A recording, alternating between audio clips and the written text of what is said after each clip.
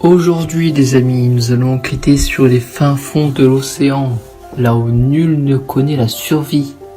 On y perd tout, des bateaux, des avions et même de l'or. Je vais vous dévoiler aujourd'hui dans cette vidéo tous les secrets des Bermudes. Tout commence en février 1964, dès que Vincent Gaddis définit la zone géographique que recouvre le triangle des Bermudes. Cette zone se situe à l'intérieur d'un triangle formé par l'archipel des Bermudes, Miami, San Juan à Porto Rico. C'est seulement le 5 décembre 1945 que 5 chasseurs bombardiers disparaissent au large de la Floride.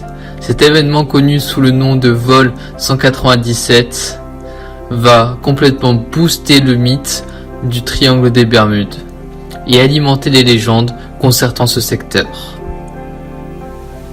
Plus récemment, le bateau El Faro a été construit en 1975 lors de son dernier départ le 30 septembre 2015.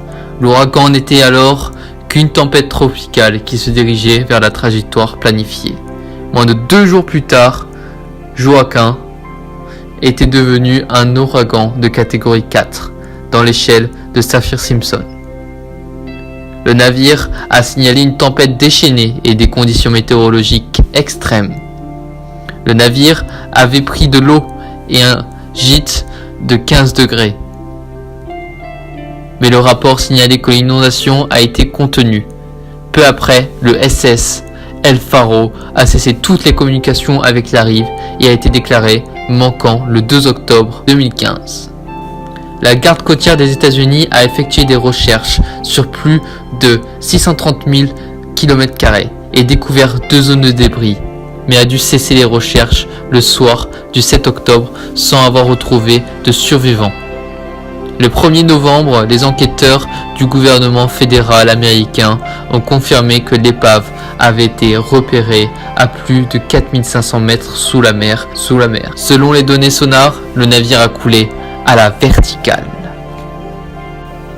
Parmi les hypothèses scientifiques, on a souvent évoqué les perturbations magnétiques, soit des émissions sous-marines d'un gaz hautement inflammable, le méthane, dont la présence sous forme de bulles dans l'eau diminue fortement la densité de l'eau gazeuse, ainsi formée jusqu'à provoquer une perte de flottabilité pour les bateaux. La présence de méthane dans l'air en diminue la masse volumique et expliquerait la perte de portance des aéronefs. Si la concentration est suffisante, elle expliquerait alors l'arrêt des moteurs à piston ou réacteurs. Merci à tous d'être restés jusqu'à la fin de la vidéo. Si ça vous a aimé, n'oubliez pas de laisser un like et vous abonner.